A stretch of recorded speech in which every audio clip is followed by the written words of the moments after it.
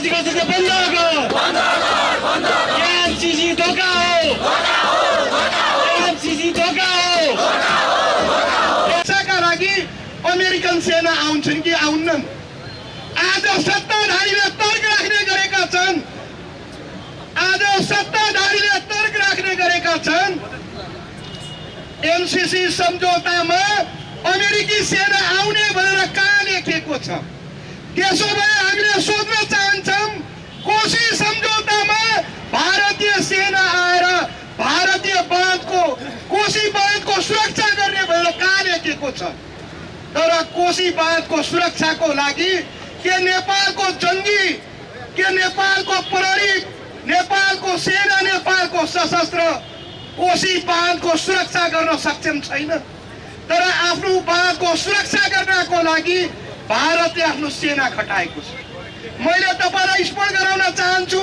वीरेन्द्रको पालामा कर्णाली विकास परियोजनाका लागि भारतसँग सम्झौता भयो तर भारतले भन्यो यो कर्णाली विकास परियोजनामा मैले लगानी त गर्छु तर यसको सुरक्षा कसरी हुन्छ यसको सुरक्षाका लागि मैले सेना पठाउँछु भन्यो राजाले अस्वीकार गर्यो अहिले पनि अपर कर्णाली परियोजना बन्दैछ अपर कर्णालीले चाह्यो भने त्यसको सुरक्षाको लागि यद्यपि अहिले त्यहाँ नेपाली सेना छन् उले चाह्यो भने आफ्नो सेना झिकाउन सक्छ त्यसैले गर्दाखेरि एमसीसी परियोजना अन्तर्गत देशको सुरक्षाका लागि अमेरिकी सेनाहरू आउन सक्ने भएको कारण हामीले यसको विरोध गरिराखेका छौं त्यसका साथै आदरणीय न्यायप्रेमी जनसमुदायहरू आज एमसीसी परियोजना केका लागि आउँदैछ नेपालीको गरिबी निवारणका लागि नेपालको उद्योग धन्दा कल कारखाना विकासको लागि नेपालको बाटोघाटोको विकासका लागि होइन नेपाललाई प्रयोग गरेर चीनका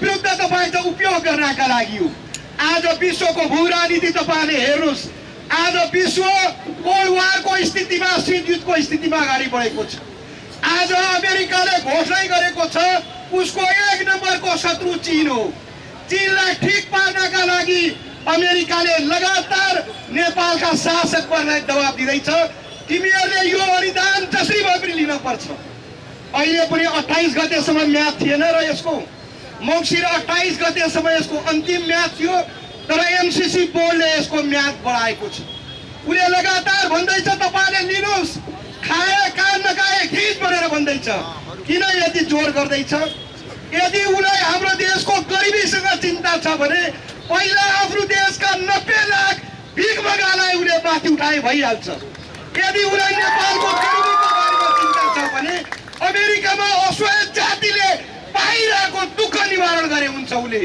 नेपालीलाई उले किन दिनु पर्यो त्यसको पछाडीको एउटै कारण छ उले नेपालको सार्वभौम सत्तालाई प्रयोग गरेर चीनका विरुद्ध त्यसलाई चाहिँ प्रयोग गर्न चाहन्छ आदरणीय न्यायप्रेमी जनसमुदायहरू हाम्रो संख्या कति छ हेर्नुहोस् यो ठाउँमा नेपाल भूमिमा एमसीसी आउन हुन्न भनेर तपाईले रगत बगाउनु भएको छ रगतको मूल्य कति हुन्छ आन्दोलनकारीहरूलाई थाहा छ आज एमसीसी लाई पारित गराउनका लागि नेपाली कांग्रेसको सरकारले षड्यन्त्र गर्न सक्छ हामी 5 दलीय गठबन्धन बनाउने बेलामा एमसीसी का बारेमा हाम्रा धारणाहरू फरक छन् नेपाली कांग्रेस एमसीसी को पक्षमा छ तर राष्ट्रिय जनमोर्चा यसको खारेजीको पक्षमा छ हामी मात्रै होइन नेकपा माओवादीले भन्दैछ यही रूपमा यसलाई पास गर्न सकिन्न यसलाई संशोधन गरेर पास गर्नुपर्छ नेपालको पार्लियामेन्टले बनाएको हो एमसीसी एक्ट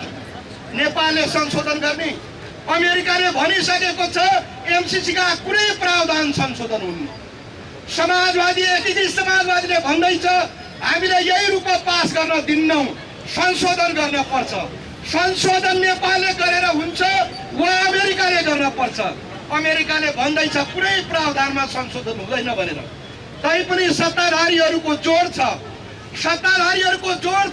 यसलाई पारित गराउनका लागि उनीहरूले 55 अरबको ललिपप जनतालाई देखाउँदैछन् मैले अघि भने यो 78-79 को बजेटमा पनि 3 खरब 79 अरब रुपैयाँ वैदेशिक सहायता आउने भनेर भनिएको छ किन भन्नुहुन्छ भने हाम्रो 16.5 खरबको बजेट हो। 16.5 खरबको बजेटमा जम्मा 10.5 खरब मात्रै हाम्रो शुद्ध आम्दानी हो। बाँकी 6 खरब रुपियाँ हामीले वैदेशिक सहयोगबाट, वैदेशिक सहयोगभित्र ऋण पनि पर्छ, अनुदान पनि पर्छ। 3 खरब 72 अर्ब रुपियाँ नल्याइकन अहिलेको बजेटलाई पुरा गर्न सकिन्न भने यसरी पहिले सत्ताधारीले ललिपप देखाउँदैछन्। यो एमसीसी परियोजना धेरै राम्रो परियोजना हो। यसले हाम्रो बाटो बनाउँछ, विद्युतको विकास गर्छ, भारतलाई बेचेर हामी धनी हुन्छौँ। आटो हालेर पिठो साट्ने मेरी आमा खुबै बाटी हुन्थ्यो रे। एउटा भारतको विद्युत आयात सम्बन्धी नीति के छ? भारतले त्यो हाइड्रो पावरबाट मात्रै विद्युत किन्छ जुन हाइड्रो पावरमा भारत सरकारको लगानी हुन्छ, जुन हाइड्रो पावरमा भारतका पुँजीपतिहरूको लगानी हुन्छ, त्यो विद्युत मात्रै उसले किन्ने गरेको छ। अमेरिकाले बनाइदिएको विद्युत पावर वा एक्सटेन्सन लाइनबाट उसले नेपालको विद्युत किन्छ, किन्दैन। ठिक त्यसै प्रकारले सत्ताधारीले यो भ्रम दिने प्रयास गर्दैछन् एमसीसी राम्रो परियोजना हो भनेर। 3 करोडको अगाडि 175 जनाको हैसियत के हो? यही कुराहरू तपाईँहरूको बिचमा राख्दै यहाँबाट बिदा हुन्छु। हवस् त, धन्यवाद।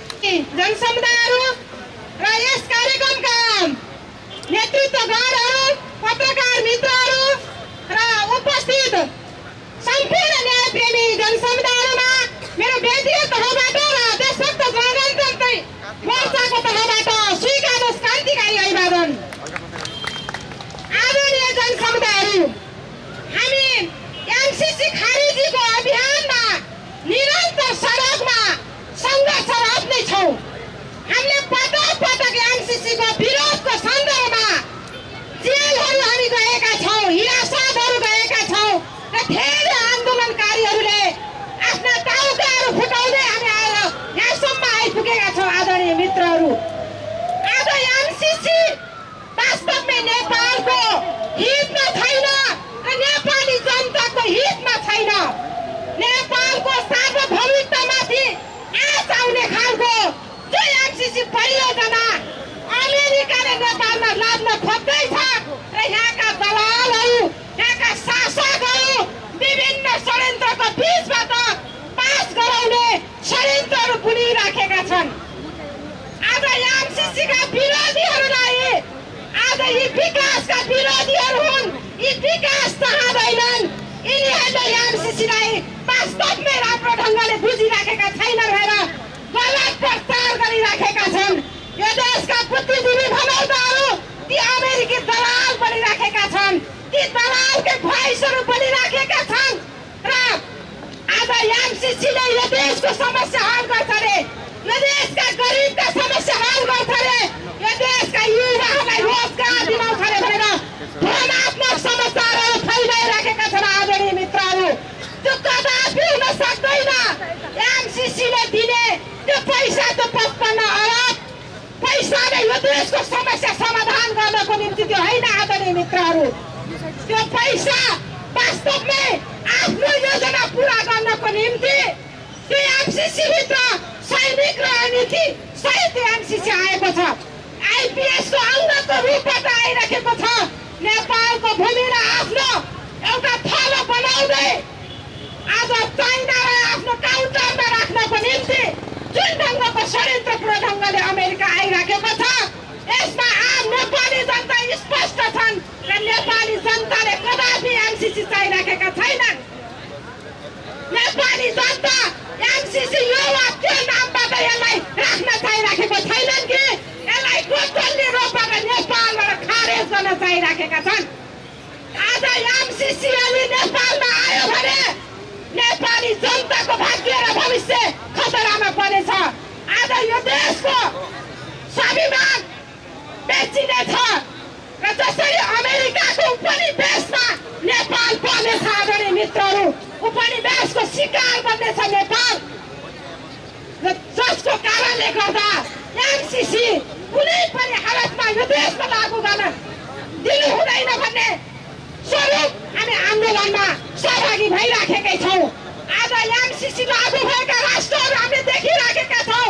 त्यहाँ कुन चाहिँ राष्ट्र एमसीसी लागू भएका राष्ट्रहरू विकासको गतिमा गएको छ आदरणीय मित्रहरू। आज जुन देशमा एमसीसी लागू भएको छ त्यो देश खरानी भइराखेको छ। अफगानिस्तानका जनताले अमेरिकालाई धुलो चढाइराखेका छन्। त्यहाँका महिलाहरूका अस्पतालहरू लुटिराखेका छन्। त्यसले गर्दा भोलि नेपालमा यदि एमसीसी लागू भयो भने नेपाली महिलाहरू पनि सुरक्षित रहन सक्दैनन्, यहाँका युवाहरू पनि सुरक्षित रहन सक्दैनन्। भोलि देशको निमित्त न्याय खोज्न जाने ठाउँ पनि त छैन आदरणीय मित्रहरू।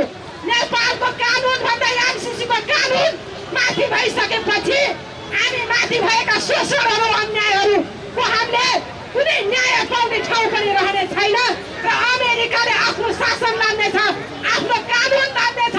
यहाँका महत्त्वपूर्ण खनिज तत्त्वहरू आफ्नो नियन्त्रणमा लिनेछ र नेपाललाई पराधीन राष्ट्र बनाउनेछ। त्यसले गर्दाखेरि पनि हामी कदापि एमसीसी राष्ट्रघाती हो, यो देशको निम्ति छैन र नेपाली जनताको पक्षमा छैन भन्ने कुरामा हामी सहमत हुँदै सम्पूर्ण नेपाली जनताहरू र देशलाई माया गर्ने राष्ट्रवादी शक्तिहरू, देशप्रेमी शक्तिहरू एक ढिक्का भएर यो एमसीसी खारेजी जबसम्म हुँदैन त्यतिन्जेलसम्म निरन्तर आन्दोलनमा लाग्नको निम्ति म सम्पूर्णलाई आह्वान गर्दै मेरो छोटो भनाइ यहाँ अन्त्य गर्छु। हस्त क्रान्तिकारी अभिवादन। कुराले गर्दाखेरि आज सिङ्गो मुलुकलाई हामीले एकीकृत गरेर राष्ट्रभक्ति साथीहरू एकजुट बनेर चाहे ती राजावादी हुन्, चाहे ती गणतन्त्रवादी हुन्, चाहे अन्य कुनै दलमा आबद्ध साथीहरू, यो एमसीसी यो देशको हितमा छैन। 77 पृष्ठ लामो एमसीसीका प्रत्येक सम्झौताहरू हामी सबैले पढेका छौँ। ती सम्झौताका प्रत्येक दफा र मुद्दा हेर्नेमा राष्ट्रवादी छन् र नेपाली काङ्ग्रेस लगायतका हरेक पार्टीहरू मात्र तपाईँको पार्टीका शीर्ष नेताहरू मात्र एमसीसीको समर्थनमा छन्, तर पार्टीका तपाईँको आम कार्यकर्ताहरू, आम सर्वसाधारण नागरिक एमसीसीका विरुद्धमा छन्। यो आन्दोलन देशभरि उठ्छ र राष्ट्रभरि उठ्छ। यो एउटा झिल्को मात्र यो यसले आगोको रूप लिन्छ र सामान्यहरू देश बेच्ने दलालहरूलाई अब अन्त्य नगरिकन मुलुक अगाडि बढ्छ। तर पास गर्ने अब लगभग निश्चित छ भनेर केही नेताहरूले बोलिसके। होइन, यदि पास गर्न सक्ने निश्चित यदि भइदिया भए सर्वदलीय बैठकमा पास गर्छु भनेर आज सदनको तपाईँको आजको कार्यसूचीमा लान सक्ने हिम्मत हुनुपर्थ्यो नि। यो पहिलो विजय चाहिँ हामी सबै नेपालीको पहिलो विजय के हो भने सदनको आज कुनै पनि कार्यसूचीमा राख्न नसक्नु नै हामी नेपालीको पहिलो विजय हो। दोस्रो विजय हिजो एमसीसी पारित गर्छौँ भन्ने दलहरू आज एमसीसी पारित गर्न सक्दिन, आज एमसीसी पारितका लागि हामी गर्न सक्दैनौँ भनेर जुन अभिव्यक्ति नेकपा एमाले र नेकपा माओवादी लगायत अन्य दलले दिएको छ यो नै पहिलो विजय हो। हिजो यिनै दलहरूले एमसीसी पास गर्छौँ, आँखा चिम्लेर पास गर्छौँ, छाती ठोकेर पास गर्छौँ भनेर हिजो भनेको अवस्था थियो।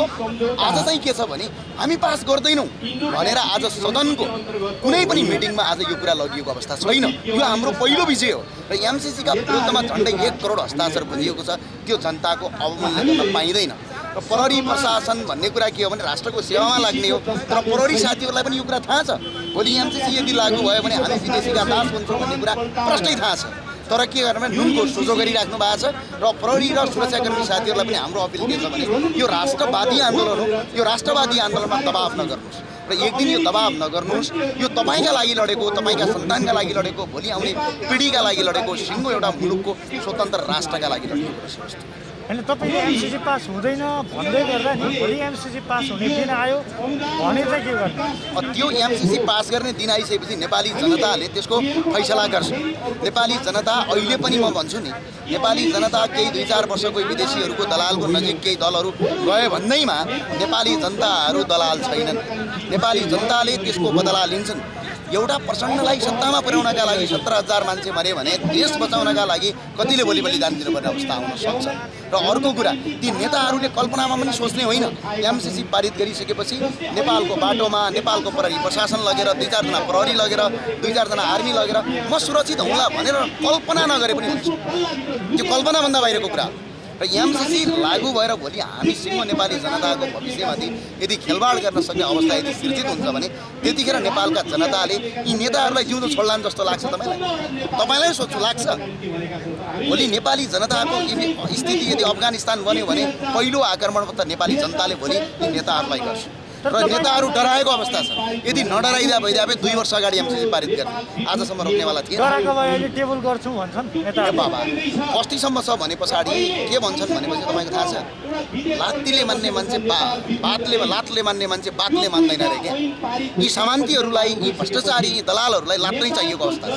यो अवस्था सिर्जित भएको त्यो कारणले गर्दा हामीले हान्ने हो र तपाईँले ठोक्नुपर्छ। तपाईँ पत्रकारले ठोक्नुपर्छ। तपाईँको देशको पत्रकार भन्दा पहिला तपाईँ यो देशको नागरिक हो। तपाईँको अधिकार रहन्छ, तपाईँको कर्तव्य रहन्छ। यो एमसिसी चाहिँ प्रयोजनको निम्ति नेपालमा आइरहेको छ यो भनेर प्रचार गरिएको छ। यसलाई अनुदान हो भनेर भनिरहेको छ। यो अनुदान हुँदै हो।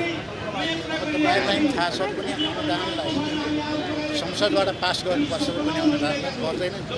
अनुदान त थुप्रै हामीले गरेको छ नेपालमा, तर त्यो संसदबाट कुन चाहिँ पास हुन्छ? यो संसदबाट पास हुनुपर्ने चाहिँ छ यो अनुदान हुँदैन।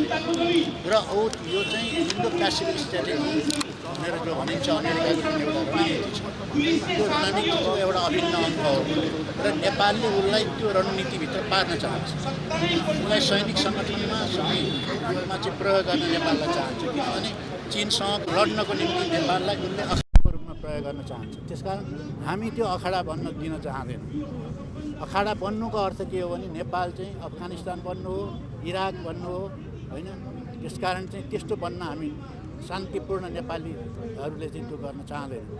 अर्को कुरा के हो भने नेपालको चाहिँ जुन राष्ट्रिय सम्पदा छ, जलस्रोत छ, त्यहाँ अनमोल चाहिँ हामीसँग चाहिँ प्राकृतिक चाहिँ औषधिहरू छन्। ती औषधि लिएर जान चाहन्छ। त्यसैले गर्दाखेरि उसले एमसिसी यहाँ ल्याएको हो। त्यसकारण एमसिसी चाहिँ खारिज हुनुपर्छ। 50 करोड रुपियाँमा 50 करोड अमेरिकी डलरमा राष्ट्रिय स्वाधीनताको बिक्री हुँदैन भन्ने हाम्रो भनाइ। हजुर, जस्तो भनौँ न सर्वदलीय बैठकमा पनि यसको निर्णय आउन सकेन, निष्कर्ष निक्लिन सकेन होइन। अझैसम्म संसदमा पनि यसको टेबल भएको छैन, सभामुखले टेबल गर्नुभएको छैन। तर एमसिसीको विषयमा कुनै पनि नेताहरू चाहिँ बोल्न चाहिरहनु भएको छैन। यसलाई पास गर्नुपर्छ गर्नु पर्दैन भन्ने कुरामा एउटा ठोस निर्णय दिन सक्नु भएको छैन। खासमा यस गठबन्धनको सरकार छ, अहिले गठबन्धनको सरकारभित्र पनि यस विषयमा चाहिँ विरोध भइरहेको छ। किन यस्तो भएको? के कुरा चाहिँ मिलेन नेताहरू बिचमा पनि? के भएको खासमा? अब वास्तवमा के भएको छ भनेदेखि अहिलेको जो गठबन्धन सरकार छ त्यो सरकार चाहिँ 5वटा पार्टीको छ। 5 पार्टीमध्ये देउवाले नेतृत्व गरेको नेपाली काङ्ग्रेसदेखि बाहेक अरू सबै एमसिसीको विरुद्धमा। जस्तो त्यहाँ 2टा पार्टीहरूले त खुलेआम विरोधै गरे। एउटा चाहिँ मसालले विरोध गर्यो अथवा राष्ट्रिय जनमोर्चाले विरोध गर्यो, यो खारिजै हुनुपर्छ भन्यो। अरू जस्तो माओवादी केन्द्र भयो, अनि एकीकृत समाजवादी भयो, उहाँहरूले चाहिँ यसलाई यो रूपमा पास गर्नु हुँदैन, यसलाई यही रूपमा पास गर्न हुँदैन भन्नुभयो उहाँहरूले पनि। उपेन्द्र यादवले पनि यसलाई यो रूपमा पास गर्नु हुँदैन भनिसकेपछि एक्लै नेपाली काङ्ग्रेसले मात्रै पास गर्नुपर्छ भनिरहेको छ। अब बाहिर हेर्नुहुन्छ भने आम जनसमुदाय चाहिँ एमसिसी पारित गर्नु हुँदैन भनिरहेको छ भनेदेखि यो कसको निम्ति यो एमसिसी पारित गरिँदैछ? त्यसकारण चाहिँ त्यहाँ अब उहाँहरूले खुलेआम खारेज हुनुपर्छ भनेर नभन्नु होला, तर चाहिँ उहाँहरूले यही रूपमा पास गर्नु हुँदैन भनेर उहाँहरू भन्नुहुन्छ।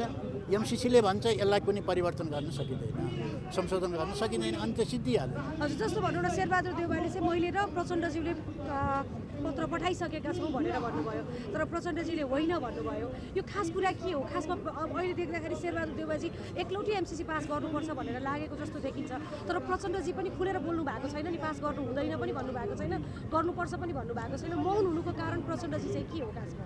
अब प्रचण्डजीले लेखेर पठाउनु भयो कि भएन भन्ने कुरा अब उहाँले जवाफ दिने कुरा हो, हामीले जवाफ दिने कुरा भएन। तर हामीले त उहाँले बोलेको, उहाँको पार्टीले लिएको नीतिका आधारमा बोल्ने कुरा आयो। त्यो नीति चाहिँ के छ भने जस्ताको तस्तै पास गर्न मिल्दैन, त्यो पास गर्न हामी सक्दैनौँ, संशोधन गर्नुपर्छ भनेर उहाँ भन्नुहुन्छ। एमसिसीले के भन्छ भने कि पास गर्ने भए एज इट इज पास गर, संशोधन यसमा गुन्जाइस छैन भन्छ। भनेपछि त त्यो पास नहुने कुरै हो। इन्डाइरेक्टली चाहिँ त्यो चाहिँ प्रश्न छ कि यहाँ पास हुँदैन भन्ने भनाइतिर त्यो मिल्छ। त्यसकारण उहाँले किन खुलेर भन्नुभएको छैन, उहाँको आफ्नै बाध्यता होला होइन। तर कुरा के हो त भने एमसिसी चाहिँ पास गर्नु हुँदैन भन्ने भनाइ नै हो त्यो भन्ने बुझ्छौँ। एमसिसी संशोधन गरेर पास गर्नु परेमा चाहिँ देशको लागि हित हुन्छ त? होइन, त्यो संशोधन ऊ गर्नै चाहँदैन। उसले यसको संशोधन हुँदैन भनिदिएपछि त जसले प्रस्तावित गरेको छ उसैले हुँदैन भनिदिएपछि त त्यो त कुरै भएन र त्यसमा संशोधन गरेर पास गरेर हितमा हुँदैन किन जुन मुख्य उसको उद्देश्य छ त्यो उद्देश्य पुरा हुँदैन त्यसकारण त्यसको संशोधनको गुन्जाइसै छैन त्यसकारण आउटराइटली खारिज हुनुपर्छ जस्तो भनौँ तपाईँहरू सडकमा आन्दोलन गरिरहनु भएको छ हामी सर्वसाधारणहरूले पनि एमसिसीको विरोध गरिरहनु भएको चर्को रूपमा तर यो कुरा चाहिँ भनौँ न गठबन्धनको सरकारलाई या सरकारमा रहेका सरकार पक्षहरूलाई चाहिँ यसको खासै असर परेको देखिएको छैन अब के गर्नुहुन्छ तपाईँहरूको अब आगामी पहल चाहिँ के रहन्छ होइन त्यसको असर त परेको छ उहाँहरूले भने पनि नभने पनि असर त परेको छ 28 गते नै यो संशोधन यो प्रस्ताव लैजानेमा हुनुहुन्थ्यो देउबाजी त्यसको तयारी उहाँले गर्नुभयो 28 गते त्यहाँ हामीले घेराउ गऱ्यौँ त्यहाँ लाठीचार्ज पनि भयो दमन पनि भयो उहाँले त्यो लागू गर्न सक्नु भएन आज पनि उहाँहरूको प्रस्ताव लागू गर्ने भन्ने थियो प्रस्ताव चाहिँ लैजाने भन्ने थियो सदनमा अहिले हामीले थाहा पाइरहेका छौँ कि त्यो सदनमा आज पनि लान सक्नु भएको छैन यसको प्रभाव नपरेको भन्ने होइन यदि यो सडक आन्दोलन हुँदैन थियो भनेदेखि त यो एमसिसीको विषय यति उठ्दैन थियो यो त सडक आन्दोलनमै बढी गरी उठेको छ भनेपछि यसको प्रभाव नेपालको राजनीतिमा परेको छैन भन्ने छ पर्याप्त मात्रामा परेको छ कसैले भन्ला नभन्ला त्यो अर्कै कुरा हो तर यति ठुलो शक्ति यसमा राष्ट्र बचाउनको निम्ति लागेको छ त्यसको प्रभाव नपर्ने भन्ने त कुरै होइन धेरै धेरै धन्यवाद पत्रकार बन्धुहरू सबै पत्रकार साथीहरूलाई आज यो मिलेनियम च्यालेन्ज कर्पोरेसन एमसिसी खारेज हुनुपर्छ यो राष्ट्रिय हितमा छैन यसले नेपालको सार्वभौमसत्तामाथि ठाडै हस्तक्षेप गर्छ राष्ट्रिय हितको बरखिलाफ छ र यसलाई जुन सुकै मूल्यमा पनि टेबल गर्नु हुँदैन खारेज गर्नुपर्छ भनेर यहाँ जो सभा आयोजना भएको छ यसमा ऐक्यबद्धता जनाउनको निम्ति म पुण्य गौतम पनि आएको छु र यहाँ देशभक्त क्रान्तिकारी साथीहरूले जुन सभा आयोजना गर्नुभएको छ त्यो निकै शानदार छ सारगर्भित छ र यसमा सम्पूर्ण नेपालीहरू जो देशभक्तिपूर्ण चिन्तन बाँधेर जसले शिरमा कफन बाँध्नु भएको छ र यो देशको मातृभूमि बचाउँछौँ नेपालको राष्ट्रिय सार्वभौमसत्ता अखण्डता भौगोलिक स्वतन्त्रताको रक्षा गर्छौँ भनेर क्रिया कसम खानुभएको छ हामी सबै हातमा हात काँधमा काँध मिलाएर अगाडि बढेका छौँ याद रहोस् इन्डो पेसिफिक स्ट्राटेजीको हिस्सा हो एमसिसी भनेको यो कुनै अनुदान शुद्ध अनुदान होइन भन्ने कुरो स्पष्ट छ तपाईँ आफन्त जुन पार्टी छ नि उहाँहरूले पनि विचार गर्नुपर्छ भन्ने आशा व्यक्त गर्नुभएको छ होइन हजुर अब यसमा चाहिँ तपाईँ युवा भएको कारण चाहिँ तपाईँको धारणा चाहिँ के हो म संलग्न भएको पार्टीको केन्द्रीय कमिटीले अथवा हाम्रो सम्माननीय पूर्व प्रधानमन्त्री एवं श्रद्धेय अध्यक्ष कमरेड माधव कुमार नेपालले सर्वदलीय बैठकमा पनि क्याटेगोरिकली स्पष्ट रूपमा भन्नुभएको छ कि विदेशी सैन्य रणनीतिसँग आन्द्रा गाँसिएको कुनै पनि प्रोजेक्ट ग्रान्ट अनुदान हामीलाई स्वीकार्य छैन भनेर हामीले भनिसकेपछि यस विषयमा धेरै अब गठन बन्धन गर्नु जरुरी छैन अस्ति सत्तारूढ गठबन्धनको बैठक हुँदा पनि हामीले क्लियर कट धारणा राखेका छौँ खास गरी नेपाली अब यो एमसिसीको सन्दर्भमा कुरा गर्दाखेरि सन् 2017 सेप्टेम्बर 14 को दिन जुन हस्ताक्षर भयो त्यति बेलाका तत्कालीन अर्थमन्त्री ज्ञानेन्द्र बहादुर कार्की र एमसिसीका प्रतिनिधि जोनाथन जी नासको बीचमा जब सम्झौता भयो सम्झौता भइसके पछाडि एमसिसी पास गराउनको लागि सुरुदेखि नै गतिविधिहरू अगाडि बढ्यो र त्यति बेला शेरबहादुर देउवा प्रधानमन्त्री हुनुहुन्थ्यो हस्ताक्षर हुँदाखेरि र जब 74 सालमा चुनाव भयो चुनाव भइसके पछाडि केपी ओली प्रधानमन्त्री बन्नुभयो केपी ओली प्रधानमन्त्री बनिसके पछाडि यो एमसिसी पास गराउनको लागि पटक पटक धेरै कोसिसहरू भए र धेरै प्रयत्न गरियो र धेरै चाहिँ एमसिसी पास गराउनको लागि त्यहाँ चाहिँ षड्यन्त्रहरू भयो तर पनि त्यो एमसिसी पास गराउन उहाँले सक्नु भएन किनभने एउटा त झन्नै दुई तिहाई भए पनि उहाँको आफ्नै पार्टीभित्र पनि त्यहाँ विभिन्न खालका प्रवृत्तिहरू थिए र आफ्नै पार्टीमा एकमत थिएन र अर्को कुरो भनेको हामी लगायत विभिन्न राजनीतिक पार्टीहरूको सङ्घर्ष चलिराखेको थियो विभिन्न राजनीतिक पार्टीहरूको चाहिँ आन्दोलन चलिराखेको थियो र देशव्यापी रूपमा जनता आन्दोलित थिए जनता राष्ट्रघाती एमसिसी सम्झौतालाई कुनै पनि हालतमा खारेजी गर्नुपर्छ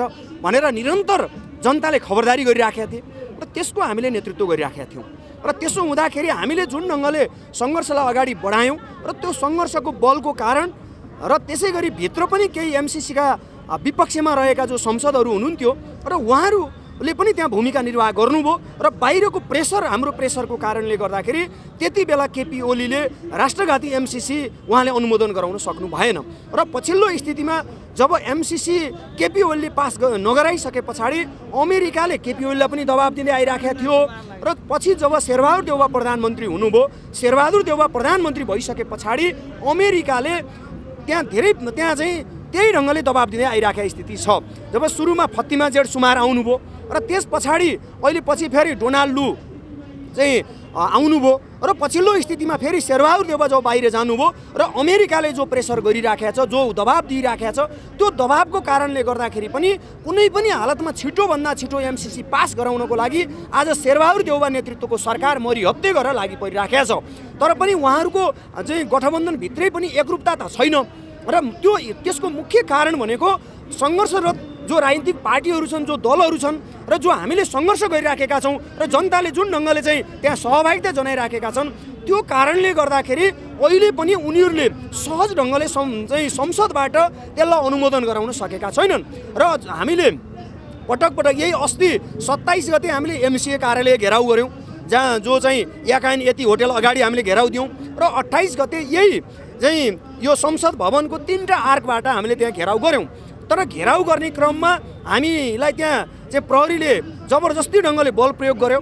त्यहाँ चाहिँ हाम्रा कयौँ साथीहरू घाइते हुनुभयो र त्यसै गरी लाठी बुटले हामीलाई प्रहार गर्यो र गिरफ्तार पनि हामीलाई गर्यो। र अहिले आज फेरि जो संसद बस्दैछ र संसद बस्दै भएको कारणले गर्दाखेरि आज हामीले यहाँ चाहिँ सङ्घर्षको 6वटा पार्टी र 2टा मोर्चा गरेर 8वटा सङ्गठनको तर्फबाट यहाँ हामीले यो कार्यक्रम गरिराखेका छौँ र आज देशैभरि हामीले राष्ट्रघाती एमसीसी सम्झौताको विरुद्धमा देशव्यापी हामीले कार्यक्रम गरिराखेका छौँ। सङ्घर्षको गतिविधिहरूलाई अगाडि बढाइराखेका छौँ र हामीले यसलाई थप सशक्त बनाएर लैजान्छौँ किनकि नेपालको हितमा छैन यो एमसीसी। यो एमसीसी भनेको अमेरिकाले नेपालमा छिर्ने माध्यम बनाउँदैछ। अमेरिकाको डिफेन्स मिनिस्ट्रीको डकुमेन्टमै प्रष्ट के कुरा उल्लेख छ भने हिन्द प्रशान्त रणनीति ताकि इन्डो पेसिफिक स्ट्राटेजीको एउटा अङ्ग हो एमसीसी मिलेनियम च्यालेन्ज कर्पोरेसन भनेर त्यो प्रष्ट उल्लेख गरिएको छ।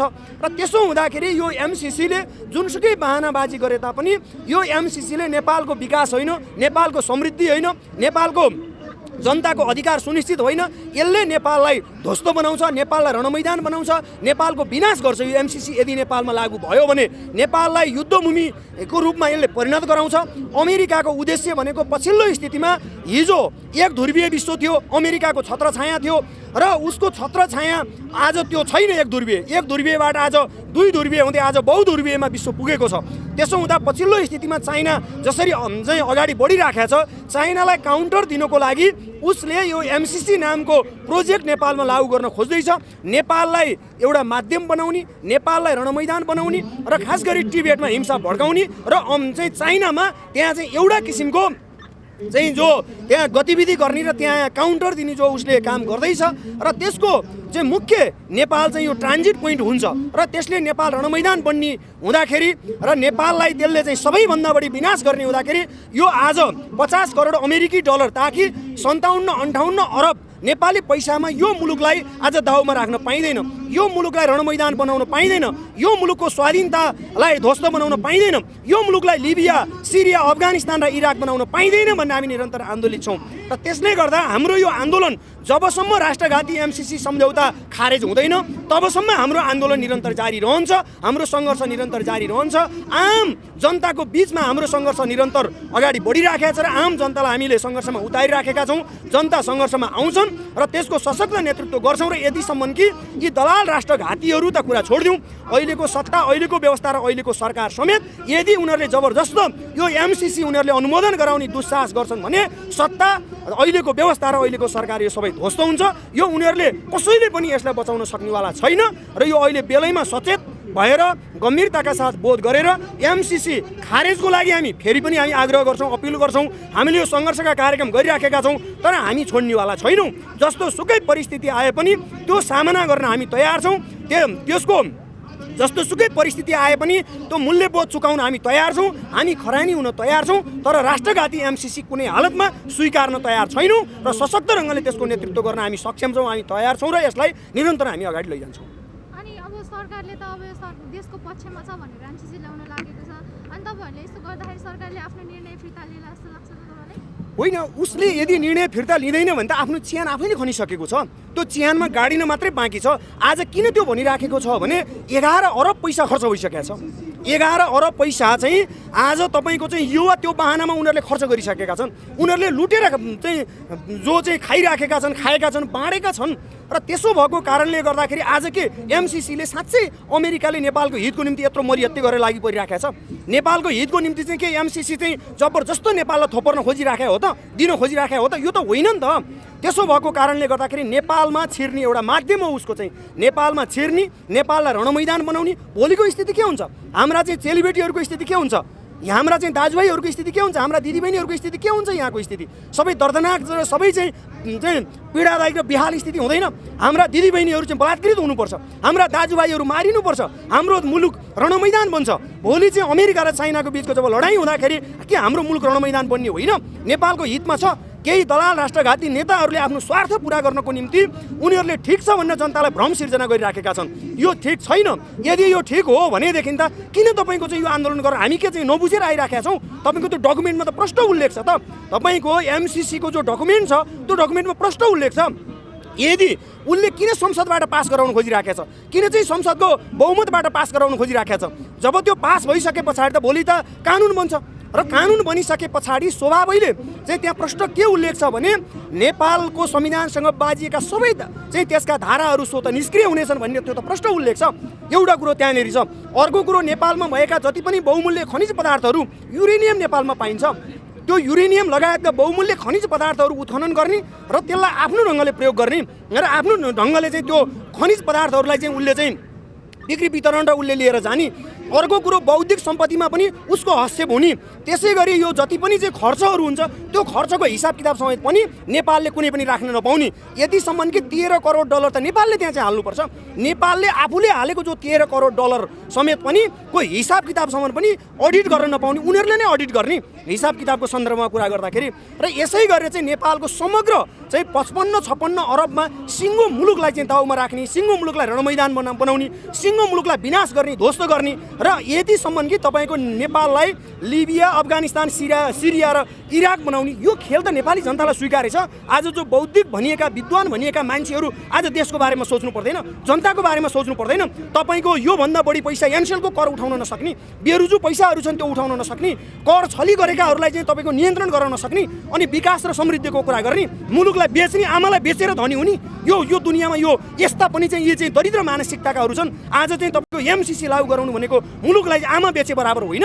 राष्ट्रियताको विषयमा गम्भीर हुनु पर्दैन हो। त्यसले गर्दाखेरि उनीहरू यदि यो विषयमा गम्भीर हुँदैनन् भने अहिलेको यी पात्रहरू मात्रै होइनन्, यी नेताहरू मात्रै होइनन्, अहिलेको सत्ता, अहिलेको सरकार र अहिलेको व्यवस्था नै ध्वस्त हुन्छ। त्यसको नेतृत्व हामी गर्छौँ। हामी खरानी हुन तयार छौँ। राष्ट्रघाती एमसिसी कुनै हालतमा हामी स्वीकार्न तयार छैनौँ भन्ने हामीले भनिराखेका छौँ। र त्यसले गर्दाखेरि यो कुनै पनि हालतमा नेपाली जनताले यसलाई स्वीकार्दैन, नेपाली जनताले यसलाई सहँदैन। नेपालीहरू भोकभोकै मर्न तयार छन्, भोकभोकै बस्न तयार छन्, झोप्रो लगाउन तयार छन्। तर राष्ट्रघाती एमसिसी स्वीकार्न नेपाली जनता तयार छैनन्। र नेपाली जनता कुनै पनि हालतमा एमसिसीलाई अनुमोदन गर्नेवाला छैनन्।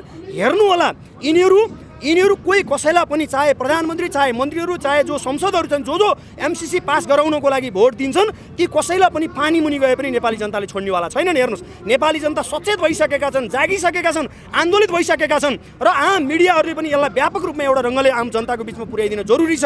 तर पुगी त राखेको छ, तर जति पुग्नुपर्ने हो त्यो अझ बढी जनताको बिचमा पुर्याउन यसलाई जरुरी छ। र त्यसो हुँदाखेरि चाहिँ अब जनताले यसलाई अनुमोदन जनताको तर्फबाट यो गर्दैनन् भन्ने कुरो त प्रष्ट भइसकेको छ, राम्रो बुझे हुन्छ। र आजको आन्दोलन हाम्रो जो देशव्यापी, यहाँ लगायत जो देशव्यापी आन्दोलन चलिराखेको छ, आज त मान्छेलाई लाग्न सक्छ यदि एमसिसी पासै गरायो भने चाहिँ के गर्ने त? एमसिसी पास गरायो भने यिनीहरूलाई हेर्नु होला, हाम्रो आन्दोलन त योभन्दा थप सशक्त बनाएर यी सब दलाल राष्ट्रघातीहरूलाई खेल्ने आन्दोलन सुरु हुन्छ र नेपाली जनताले खेल्नेवाला छन्। र हामी कुनै ठाउँमा पनि त्यो लागू हुन दिनेवाला छैनौँ। लागू त हुनु पर्ला नि, लागू त गर्नु पर्ला नि त। त्यसकारण हामी त्यो लागू हुन दिनेवाला छैनौँ। नेपाली जनताको जो आन्दोलनको जनलहर सुरु हुन्छ, त्यो जनलहरबाट यिनीहरूले नसोचे हुन्छ त्यति बेला अहिलेको सरकार, अहिलेको सत्ता र अहिलेको व्यवस्था ध्वस्त हुन्छ र जनताको नयाँ जनवादी राज्य व्यवस्था स्थापना हुन्छ र वैज्ञानिक समाजवादी स्थापनाको दिशामा हामी निरन्तर त्यसलाई अगाडि बढाउँछौँ र नेपाललाई सुन्दर, समुन्नत, स्वाधीन मुलुकको रूपमा हामी रूपान्तरण गर्छौँ। र आज हेर्नुहोस् त युवा नौजवानहरूलाई विदेशमा पठाउने अनि राष्ट्रघाती एमसिसी जस्तो भित्र्याउने र अनि आफ्नो मोज मस्तीमा रमाउने, त्यसै गरेर चाहिँ तपाईँको देशलाई बेच्न पनि पछाडि नपर्ने, यस्तो मानसिकताबाट यो मुलुकको विकास हुन्छ, समृद्धि हुन्छ। हाम्रै मुलुकको जल जङ्गल जमिन जडीबुटी जनशक्तिलाई सही ढङ्गले उपयोग गर्ने हो भने अनि नै यो मुलुकको विकास हुन्छ, समृद्धि हुन्छ। यहाँको चाहिँ जनतालाई सही ढङ्गले चाहिँ काममा लगाउनु पर्यो, रोजगार दिनु सक्नु पर्यो र विदेशीका युवा नौजवानहरूलाई स्वदेशमै रोजगार व्यवस्था गर्न सक्नु पर्यो, अनि नै मुलुकको विकास र समृद्धि सम्भव हुन्छ। ढाँटेर भिख मागेर र चाहिँ छलेर यस्तो गरेर त कहिले पनि मुलुकको विकास समृद्धि सम्भव छैन। र त्यसमा पनि राष्ट्रघाती एमसिसी अमेरिकाको नेपाल छिर्ने माध्यम हो। नेपाल छिर्ने जो माध्यम उसले बनाउँदैछ, यो माध्यमलाई अनुमोदन गराउन यी दलाल राष्ट्रघातीहरू लागिराखेका छन्। यिनीहरूको हिसाब किताब हुन्छ, यिनीहरूले दिन गनेर बसे हुन्छ, नेपाली जनताले छोड्दैनन्, यो कुरो प्रष्ट छ। नेपाललाई विदेशमुखी र नेपाललाई गरिब बनाउने डिजाइन हो एकापट्टि। अर्कोपट्टि मित्रहरू के हो भने अहिले म तपाईँलाई भन्न चाहन्छु, यो बाहिर विकासको झाँसा दिएर विकासको कुरा गरेर हामीलाई परनिर्भर बनाउने, गरिब बनाउने, अघि आउतीले भन्नुभयो जस्तै पछि इन्टरनेसनल कर्पोरेसनले बिजुलीको कारोबार गर्ने, सारा बिजुलीको व्यापार उनीहरूको हातमा जाने, हामी चाहिँ हेरेको हेरै रड्डा खाएर बस्ने, यो स्थिति बनाउने जुन खोजिरहेका छन्, त्यसको साथ के हो भने यो परियोजना बनाउने नाउँमा यो एमसिसी कम्पनी दुईटा जुन परियोजना सडक र विद्युत लाइनको छ त्यो बनाउन उनीहरूकै ठेकेदारहरू आउने हुन्छ र उनीहरूले नै आफ्ना सामानहरू ल्याउने कुरा छ। अनि यो सम्झौतामा के लेखेको छ भने मित्रहरू कि अमेरिकाले अथवा त्यो कम्पनीले त्यो बनाउने नाउँमा जुन सामानहरू ल्याउँछ, ती सामान ल्याउने ठुल्ठुला हालहरू आउने हुन्, कसले हेर्ने हो? म तपाईँलाई भन्छु यस्तै काम अमेरिकाले पहिले पनि गरेको थियो 1959-60 सालपछि। त्यस बेला तिब्बतीहरू दलाई लामा भागेर धर्मशालामा बस्ने र उनीहरूले चीनमा उनीहरूको हिट एन्ड रन छापेमार लडाइँ चलाउनको निम्ति खम्पा विद्रोहीहरूलाई उनीहरूले सशस्त्र गर्ने काम गरे। त्यस बेला नेपाल सरकारले उनीहरूलाई कालिम्पोङमा उनीहरूको हेडक्वार्टर थियो, त्यो हेडक्वार्टरबाट स्टल विमानमा हेलिकप्टर जस्तो जुरुक्क उठ्ने थचक्क बस्ने विमानलाई स्टल विमान भन्छन्। त्यस्तो विमानमा केही खाद्यान्नहरू सरसहयोगहरू खम्पाहरूलाई ल्याउँछौँ भनेर अमेरिकाले ल्याउने, यहाँ शिवचाटारमा त्यो स्टल विमानको एयरपोर्ट थियो, त्यहाँबाट उनीहरूले मनाङ स्थानमा पठाउने गर्थे। पछि के देख्यो भने त्यसरी कालिम्पोङमा आउने अमेरिकाको स्टल विमानले केही देखाउनको निम्ति केही खाद्यान्न लत्ता कपडा ल्याए भने उसले मुख्य गरी हतियार ओसार पसार गर्थ्यो र तिब्बतबाट भागेर आएका खम्पा विद्रोहीहरूलाई तिनै हतियारले लैस गर्यो। र पछि 2021 सालतिर जब उनीहरूले ठुलो मात्रामा त्यो गतिविधि गर्ने भए लडाइँ, त्यस बेला चीन सरकारले यो सूचना नेपाल सरकारलाई दिएपछि यो नेपाल सरकार तपाईँहरूको टेरिटोरीले त्यसरी स्टल विमानबाट हतियार ल्याएर ती खाली हात भएका खम्पाहरूलाई हतियार बन्द गरेको कुरा त्यहाँबाट प्रमाणित हुन्छ। अहिले पनि आदरणीय मित्रहरू, चीनले जति धेरै विकास गर्यो त्यति पहिलो दोस्रो अहिले त पहिलो आर्थिक शक्ति बनिरहेको छ, बिस्तारै पहिलो राजनीतिक सामरिक शक्ति बन्ला र दुनियाँमा अमेरिकाको जुन अहिलेको दादागिरी छ यो हट्ला र विश्वभरिका जनताले नयाँ किसिमको व्यवस्था अनुसार विश्वलाई चलाउलान् भन्ने डरले त्यसलाई रोक्नको निम्ति उसले नेपाललाई छानेको छ। आदरणीय मित्रहरू, हामी काहीँ युरोपको कुनामा, हामी अस्ट्रेलियाको बाहिरपट्टि बस्ने मुलुक होइनौँ, हामी चीनको सिमाना जोडिएका मुलुक हो र नेपालबाट 12 महिना चीनसम्म आउने जाने घाटीहरू छन्। यस्तो भूमिमा उनीहरूले अहिले आउनुको माने, यो प्रोजेक्ट बनाउने नाउँमा आउनुको माने यहाँ ती हात हतियार अघि मैले भनेसरी ल्याउने र त्यहाँ जुन एमसिसी प्रोजेक्टमा काम गर्ने मानिसहरूलाई, विश्वको कुनै पनि भागको मान्छेलाई अमेरिकाले भिसा देऊ भन्यो भने नेपालको सरकारले नाकाको चालले दिनुपर्छ, उसलाई आवासीय भिसा दिनुपर्छ, उसको परिवारसहित भिसा दिनुपर्छ, उसलाई 14वटा किसिमको ट्याक्सबाट छुट्टी दिनुपर्छ, मुक्त गर्नुपर्छ। त्यहाँदेखि उनीहरूको सशस्त्र आर्मी आइसके मैले नभने पनि त्यसले आउने बाटो खुलाएको छ, जसरी पहिले खुलाएको थियो। खम्पा विद्रोहलाई सशस्त्र गर्न पहिले जसरी गरेको थियो त्यसरी गर्ने त्यसमा लेखिएको छ। आदरणीय मित्रहरू, त्यसकारण यो नेपाली जनताको लागि विकास दिन, गरिबी हटाउन, रोजगारी दिन, नेपाललाई समुन्नत बनाउन होइन, नेपाललाई विदेशको आश्रित बनाउन, गरिबको गरिब राख्ने यसको योजना छ। दोस्रो कुरा, उसले यस बातमा उसले आफ्नो बैरी साध्न, आफ्नो विरोधीहरूलाई ठेगान लगाउन, नेपाललाई दुष्प्रयोग गर्न उसले खोजिरहेको छ। त्यसरी प्रयोग गर्यो भने के हुन्छ? हाम्रो मुलुक एउटा द्वन्द्व भूमि हुन्छ। भोलि उनीहरूले यहाँबाट त्यहाँ गतिविधि गर्छन्, हिंसात्मक गतिविधि गर्छन्, हतियारबन्द लडाइँ गर्छन् भने चीनले पनि हात बाँधेर बस्दैन, उसले पनि जवाफ दिनेछ। उनीहरूको दोहोरो हानाहानमा हामी पिसिनेछौँ। त्यो अमेरिकनहरू, एमसिसीकाहरू, आइपिएसका मान्छेहरू त नेपालको पहाड कुना कन्दरामा टोड्को खनेर बस्लान्। हामी बाहिर झोपडी बनाएर बस्ने नेपालीहरू भोलि मिजालको शिकार हुन्छ, छेपासोको शिकार हुन्छ। त्यस्तो हुनु हुँदैन। त्यसकारण नेपाललाई एउटा त अविकास गरिबीको खडलमा धोक्नु हुँदैन, दोस्रो कुरो नेपाललाई युद्धप्रेमी बन्न दिनुहुन्न। हामीले शान्तिपूर्वक बाँच्नु पर्यो, आफूले चाहेको व्यवस्था देशमा चलाउन पाउनु पर्यो, देशको विकासमा गर्नु पर्यो, देशको स्वतन्त्रता, सार्वभौमता, अखण्डतालाई जोगाउन पाउनु पर्यो। यो हाम्रो नैसर्गिक अधिकार हो। त्यसकारण यसमा लेखिएका कुरा र नेपालको संविधान कानुन बाजिए भने नेपालको संविधान कानुन लागू हुन्छ भन्ने लेखेको छ। अनि त्यो नेपालको संविधान अमेरिकाको त्यो एमसिसी सम्झौता नेपालमाथि लागू हुन्छ भनेको छ। त्यो नेपालमाथि लागू हुने सम्झौता कुरा कानुन बनेपछि सिधै हामीहरूले अर्काको पराधीनता स्वीकार गरेको ठहर छ। दोस्रो कुरो एमसिसी कम्पनी जस्तो एमसिए भन्ने मिलेनियम च्यालेन्ज एकाउन्ट भन्ने जुन त्यसको शाखा छ, त्यसको प्रमुख नेपालको अर्थ मन्त्रालयको सचिव छन्। तर मित्रहरू के हो भने ती मान्छे त नेपाली नै हुन्, नेपालकै कर्मचारी सचिव तै हुन्। तर एमसिएले मिलेनियम च्यालेन्ज एकाउन्टले नेपाल सरकारको कानुन मान्नु हुँदैन।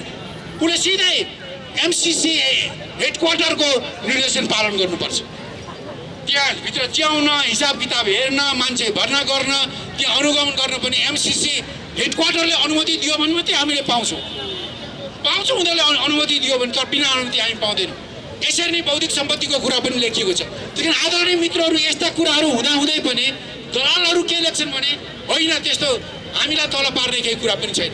त्यसकारण यो पास गऱ्यौँ भने यो सम्झौता नेपालको संविधानभन्दा माथि हुन्छ र यो एमसिसी भन्ने कम्पनी इस्ट इन्डिया कम्पनी जस्तो, उहिले इस्ट इन्डिया कम्पनी भारतका राज्यभन्दा माथि भयो जस्तो यो एमसिसी कम्पनी पनि नेपालको सरकारभन्दा माथि हुन्छ। हामी उपनिवेश जस्ता हुन्छौँ, नभए उपनिवेश जस्ता हुन्छौँ। यस्तो भएकोले जो मान्छेहरू यी कुरालाई देखि पनि उनीहरू पढ्न सक्छन्। मैले देखेँ त्यहाँ हेर्ने त्यसरी लेख्नेहरू कतिपय मान्छेहरू अमेरिका बसेर पढेका विद्वानहरू छन्, पिएचडी भएका मान्छेहरू पनि छन्। अङ्ग्रेजी राम्रो छ, बोलाउनु पर्यो। भुइँ मान्छेले मात्रै उसले अगाडि बढोस्, तर भुइँ मान्छेले मात्रै तागत नपुर्याउन सक्छ। किनभने भुइँ मान्छेको पार्टी पनि बाँडिएको छ। कम्युनिस्ट नामधारी पार्टीहरू कोही विदेशभक्त छन्, थोरै देशभक्त छन्।